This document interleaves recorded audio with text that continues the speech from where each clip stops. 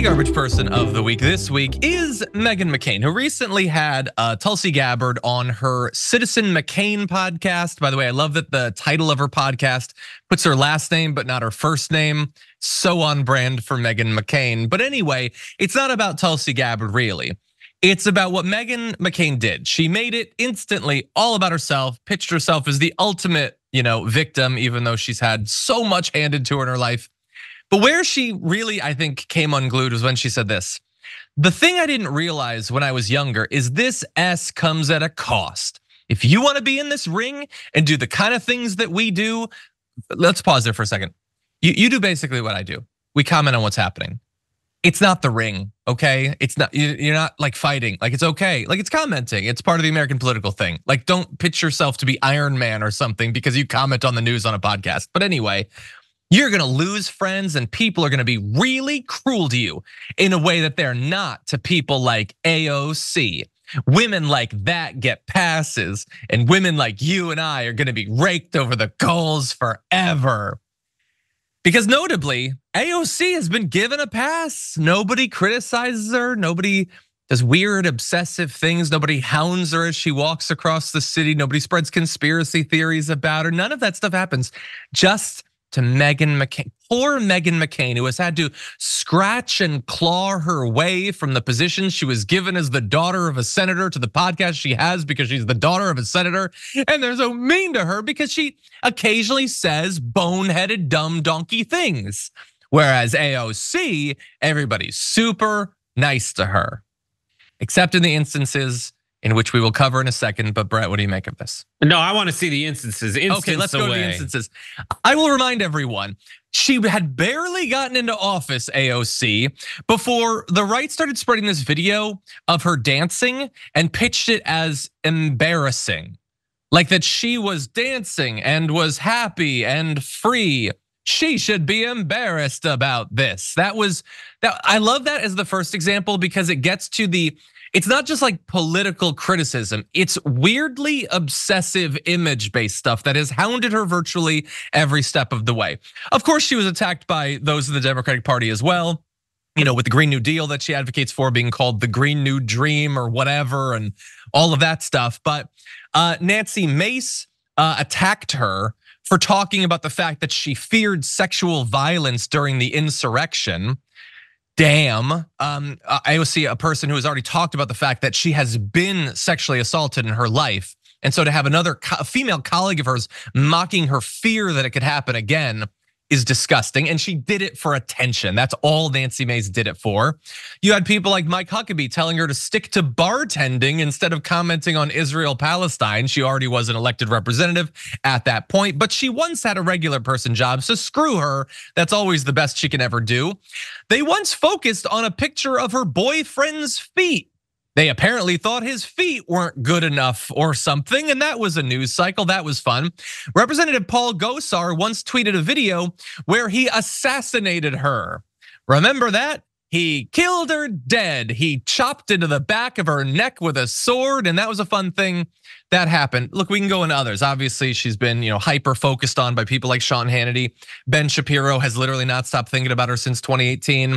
There's a lot of that, a lot of weird, like pent up sexual need that's projected onto her by the right wing.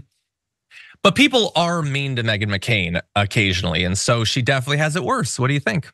Meghan, the reason that you noticed this stuff when you were younger is that you got the opportunity to be in this brass ring because of your last name. AOC didn't get a pass. You get a pass. A VIP pass, a daddy pass, a nepotism pass. That's the pass you get. No one would give a slimy what you say if it were not for the fact that your last name's McCain. You don't like it? Change it. You're married. Change your name. Like you don't have to keep the McCain, lady. Change it.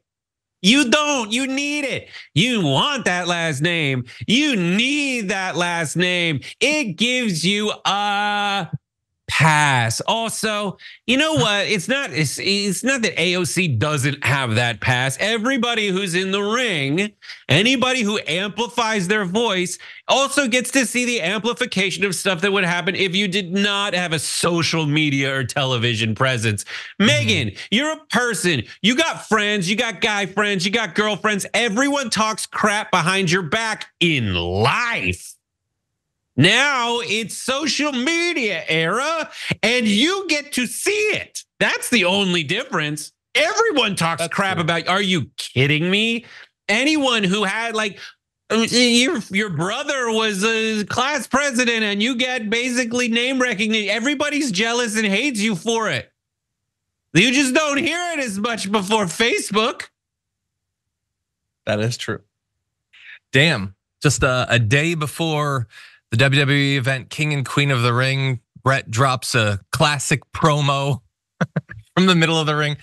Yeah, wow. Okay. Can anyone cite? This is not a rhetorical question. This is a serious question. So you're asserting that she only has this position. She's only kept these positions because of her last name. Can anyone cite a clever or important or deep or understanding thing that she has said in many, many years of being a media figure? Anything she has said that has marked her as in any way uniquely qualified for the position absent her name? Can anyone think of that? I don't know. I don't know. But to be fair, I can't even, beside this, I can't think of the last dumb thing she said either. Yeah, it's been a bit. Anyway, I also want to say, and this I felt very similarly when Marjorie Greene, got in the tiff with Representatives Crockett and AOC. The reason that she brings up AOC is the reason that Marge brings up AOC. There is a lot of people on the right, women on the right, who I think desperately jealous of AOC. Just so jealous that they literally can't help but mention it on the show. They know they shouldn't. They know that they're revealing their jealousy and they can't help it because they're so jealous. Yeah. Anyway, those are our garbage people of the week. 58,000 of you voted, and here's your top 5. Coming in at number 5 with 3% of the vote, you have OpenAI for clearly using Scarlett Johansson's voice, sort of. Coming in number 4 with 4% of the vote, you have Rudy Giuliani for whining during his arraignment in the Arizona fake electors scheme. Coming in at number 3 with 19% of the vote is Kid Rock for screaming the N-word at a reporter, I will add, while waving a gun in the air. Your runner-up with 22% of the vote is P. Diddy for his insincere apology over the abuse video. But your winner with the majority of the vote, 51% going to Marjorie Greene for saying that the Democrats want to kill Trump after that story had already been debunked. Thank you to everybody who voted. Great choice.